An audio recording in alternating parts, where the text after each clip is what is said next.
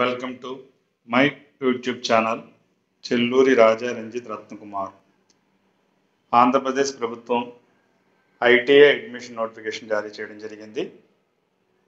ఇది 10వ తరగతి ఉత్తీర్ణత సాధించిన ఏ అభ్యర్థులైనా అప్లై చేసుకోవచ్చు. 10వ తరగతి రెగ్యులర్గా కానీ, ఓపెన్గా కానీ, ప్రైవేట్గా కానీ, సప్లిమెంటరీలో పాస్ అయిన వారు ఎవరైనా అప్లై చేసుకునే అవకాశం ఉంది. ఐటీఐ అంటే ఇండస్ట్రియల్ ట్రైనింగ్ ఇన్స్టిట్యూట్. ఏదైనా ఒక రంగంలో పూర్తి స్థాయి శిక్షణ, స్కిల్ డెవలప్మెంట్ చేయడానికి అవకాశం ఉండే వృత్తి విద్యను నేర్పించడం జరుగుతుంది. దానికోసం అడ్మిషన్స్ 2024-25 సెషన్కి గాను ఓపెన్ చేయడం జరిగింది.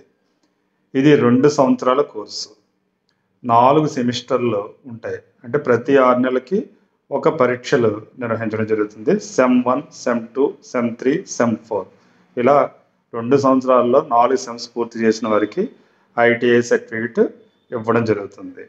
ఇది పూర్తిగా వృత్తి ప్రధానమైన సబ్జెక్టులతో కొనసాగుతూ ఉంటుంది.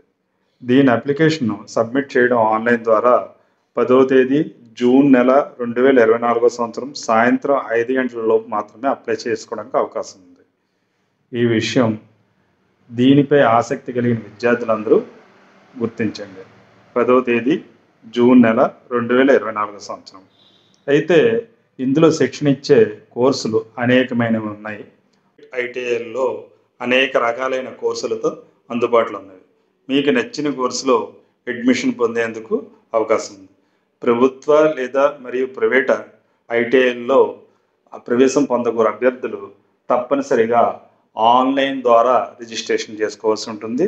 రిజిస్ట్రేషన్ చేసుకుని గవర్నమెంట్ ఐటీఐ, ప్రైవేట్ ఐటీఐ అన్నది ఎంచుకుని, లేదా మొత్తం ఐటీఐలు మీకు దగ్గరలో కానీ మీకు నచ్చిన ఐటీఐని ఎంచుకుని అందులో కోర్సును కూడా ఎంచుకోవాల్సి ఉంటుంది.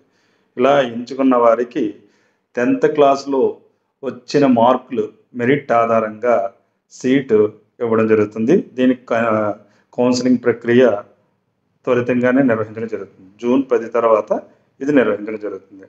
దయచేసి ఈ విషయం గమనించి వెంటనే ఆసక్తి గల విద్యార్థులందరూ ఐటీఐ అప్లై చేసుకోవాలనుకుంటే కనుక వెంటనే అఫీషియల్ వెబ్సైట్కి లాగిన్ అవ్వండి.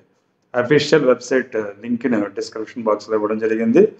అలాగే అఫీషియల్ వెబ్సైట్ www.iti.nic.in అని ఉంటుంది. దాంట్లోకి వెళ్ళిన తర్వాత రిజిస్ట్రేషన్ చేసుకోండి. Thank you. All the best. Me Ratnakumar.